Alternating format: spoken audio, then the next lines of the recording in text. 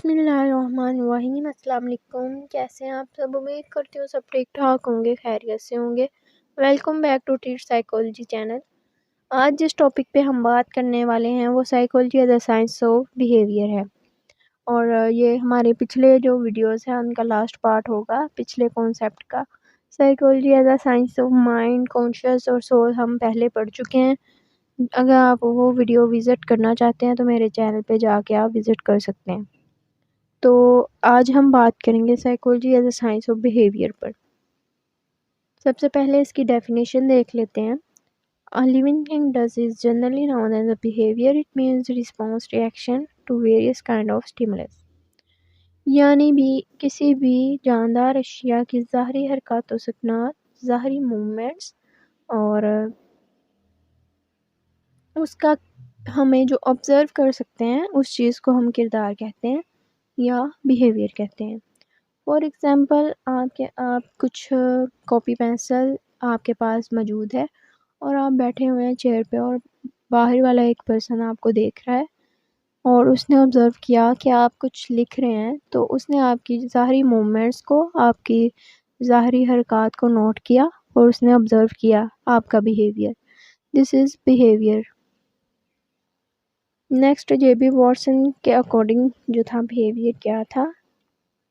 Psychology is the study of behaviour. ان کا کہنا تھا کہ سائیکالوجی جو ہے کردار کی نفسیات ہے، اور what is organism do, action, reaction and response. ان کے اکارڈنگ ایک آرگنزم کی جو ایکشن، ریئیکشن اور رسپانس ہوتا ہے اس کو کردار کہتے ہیں، اور the behaviour of organism is observable and can be measure. ان کے اکارڈنگ یہ تھا کہ کسی بھی ہم بیہیویئر کو آبزرو بھی کر سکتے ہیں اور میئر بھی کر سکتے ہیں۔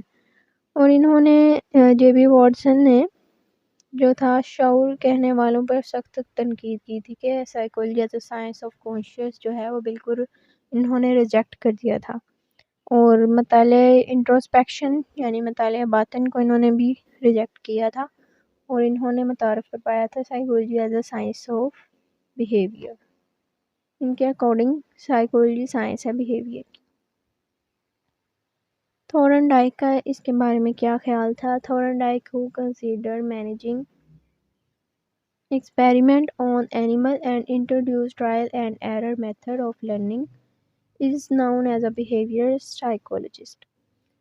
یہ جو تھورن ڈائک تھے، تھورن ڈائک نے بہت سے اینیملز پر جو ایکسپیریمنٹس کیے تھے، اور انہوں نے سیو خطا اردو میں کہتے ہیں اسے، یعنی ٹرائل اینڈ ایرر کو متعارف کروایا تھا، اور انہوں نے law of exercise, law of effect and reinforcement کو بھی جو تھا انہوں نے متعارف کروایا تھا۔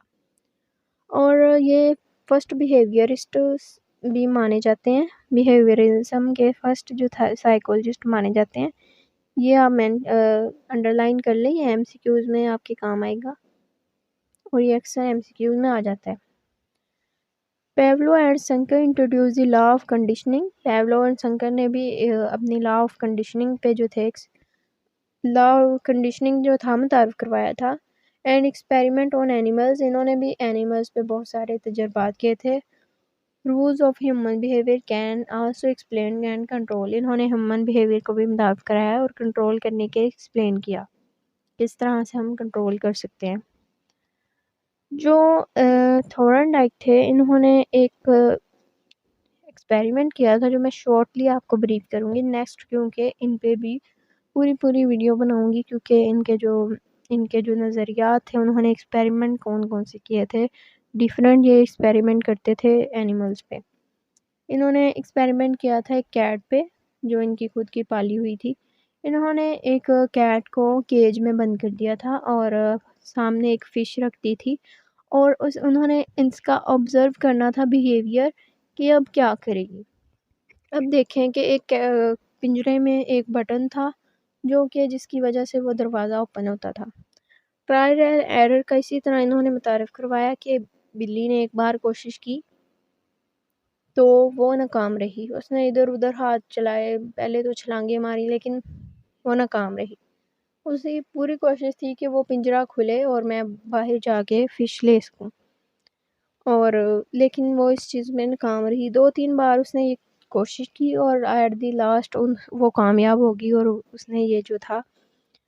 اس کے بعد جو تھا تھورن ڈائک نے ایک لا متعارف کروایا کہ جو لا آف ایکسرسائز اور law of effect and reinforcement, اس کے مطابق یہ تھا کہ انسان لیونگ تھنگ اگر کوئی بار بار کوشش کرتا ہے، ٹرائل اینڈ ایرر، پہلے وہ غلطی کرتا ہے، 2-3 بار غلطی کرتا ہے اور پھر ٹھیک سے جو ہے اپنا کام کر لیتا ہے. یعنی کہ بار بار ٹرائی کرنے پہ وہ ایک یعنی کہ اچھے طریقے سے وہ کر لیتا ہے.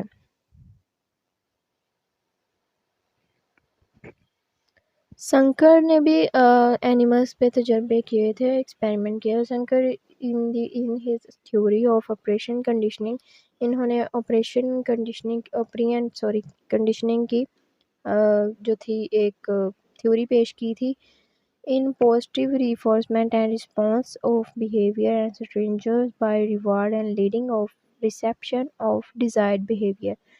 اس کے مطابق اگر ہم کسی کو ایوارڈ دیتے ہیں، انعام دیتے ہیں، تو اس میں ایک لیونگ تھنگ میں جو ہے وہ ایک پازیٹیو انرجی، پازیٹیو ریفورسمنٹ پیدا ہوتی ہے. ان کے اکارڈنگ یہ ان کا نظریہ تھا کہ انہوں نے ایک بھوکے چوہے کو ایک کیج میں بند کیا اور سنکر باکس میں بند کیا تھا، اور انہوں نے چوہے کو آگے ایک ریوارڈ کے طور پر ایک چیز رکھی تھی، یعنی کہ فوڈ رکھا تھا چوہے کے لیے. تو انہوں نے کہا کہ اگر یہ کوشش کرے گا، اب دیکھیں کہ اس کے سامنے ایک انعام پڑا ہوا تھا، تو چوہے کو نظر آ رہا تھا کہ اب میں باہر نکلوں گا تو یہ میں کھا پاؤں گا، تو اس نے کوشش کی. تو سنکر کے اکارڈنگ اگر انعام ملے تو تقویت ملتی ہے، یعنی کہ ایک فورس پیدا ہوتی ہے جسے تقویت کہتے ہیں، تو وہ اسے حاصل کرنے کے لیے کرتا ہے کچھ نہ کچھ. سنکر کے اکارڈنگ یہ اس کا جو تھیوری تھی آپرینٹ کنڈیشننگ کی تھی. نیکسٹ پیولو نے بھی جو کچھ تھے ریسرچ کی تھی ڈاگ پہ، اور یہ بہت زیادہ جو ہے فیمس ہے. دی رشین سائیکولوجسٹ یہاں پہ پیولو کی اسپیلنگ غلط لکھے گئے ہیں. Introduce the method of classical conditioning, انہوں نے کلاسیکل کنڈیشننگ کا جو تھا تھیوری متعارف کروائی تھی، which popularized an idea of controlling behaviour and through various method of reward and punishment. ان کے اکارڈنگ ایک آئیڈیا تھا کہ ہم کسی کو کنٹرول کر سکتے ہیں اس کے بیہیویئر کو ریوارڈ کے ذریعے اور پنشمنٹ کے ذریعے. اور انہوں نے ڈاگ پہ تجربہ کیا تھا. انہوں نے ایک یہاں پہ آپ کو پکچر میں سمجھ آ جائے گا، انہوں نے پہلے اسے ایک کھانا دیا، اور ایگزامپل کچھ بھی لگا لیں، تو ان کے اکارڈنگ پہلے وہ ڈاگ کو ویسے ہی جو تھے فوڈ دیتے رہے، لیکن پھر ایک دن انہوں نے ایک بیل بجائی اور ڈاگ کو محسوس ہوا کہ ابھی بیل بجانے کے بعد اسے کھانا دیا جاتا تھا. اب بیل جب بجتی تھی تو ڈاگ کو کھانا ملتا تھا، اور اس کے منہ میں سے سلائیوا آنا شروع ہو جاتا تھا جب بھی بیل بجتی تھی.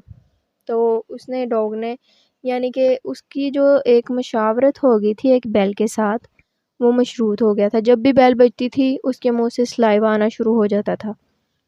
تو اب اس کو اس نے کلاسیکل کنڈیشننگ کا نام دیا کہ بیل ڈیورنگ کنڈیشن، یعنی کہ ابھی بیل بجتی تھی تو اس کے منہ سے سلائیوا آنا شروع ہو جاتا. اب کھانا پہلے آ جاتا تھا تو اس کے بعد میں سلائیوا آتا تھا، لیکن یہاں پر جب اس کے ساتھ بیل کے ساتھ اس کی اڈیپٹیشن ہو گئی تو اس کے ابھی بیل بجنے پہ ہی جو تھا منہ میں سلائیوا آنا شروع ہو جاتا تھا. تو اس کنڈیشن کو رسپانس کہتے ہیں، اور اس طرح اس نے کہا کہ ہم اس بیہیویئر کو بھی کنٹرول کر سکتے ہیں. تو یہ چھوٹا سا ٹاپک تھا آج کا. امید کرتی ہوں آپ لوگوں کو سمجھ آئی ہوگی. کسی بھی چیز کی اگر سمجھ نہ آئی ہو تو میں آپ کو دوبارہ ایکسپلین کر سکتی ہوں. دعاؤں میں یاد رکھیے گا. اللہ حافظ.